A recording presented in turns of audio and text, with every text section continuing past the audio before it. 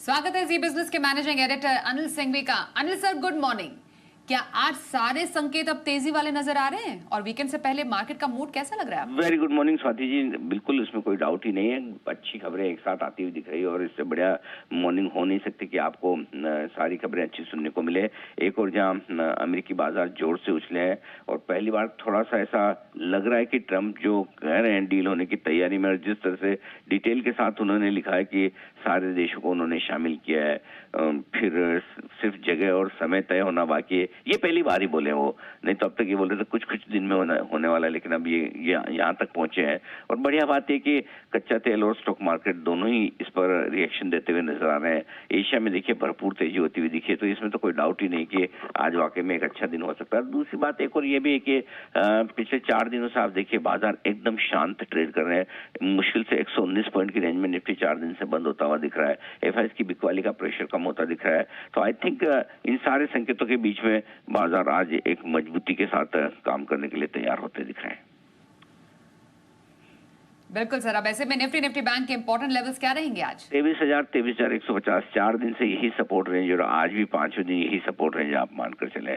ऊपर की तरफ 23,375 23,475 की रेंज को एक बार टेस्ट करने की कोशिश निफ्टी की होगी। इस रेंज में जाने के बिल्कुल प्रयास करेगा। इसके अलावा बैंक निफ्टी में अगर आप देखें तो 54,700 55,000 आपके लिए अच्छा मजबूत सपोर्ट है। 2 दिन से हम 55,600 के करीब पहुंच रहे हैं, पार नहीं हुआ। आज सीधा उसके ऊपर खुलेंगे और मुझे लगता है कि 55,700 से लेके 55,900 की रेंज में कम से कम यहाँ तो पहुंचेंगे। और कोई बड़ी बात नहीं है, बैंक निफ्टी अगर आज 56,000 के पार भी निकल जाए, इसका इवेंचुअली टारगेट 56,050 से 56,300 के आसपास का बनता है।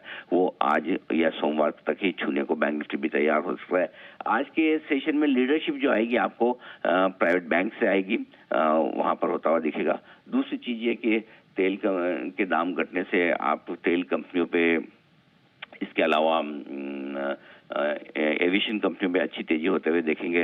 रिस्क ऑन ट्रेड थोड़ा सा आता दिख रहा है, तो मेटल्स वगैरह में हल्की सी रिकवरी आने के आप आसार देख सकते हैं।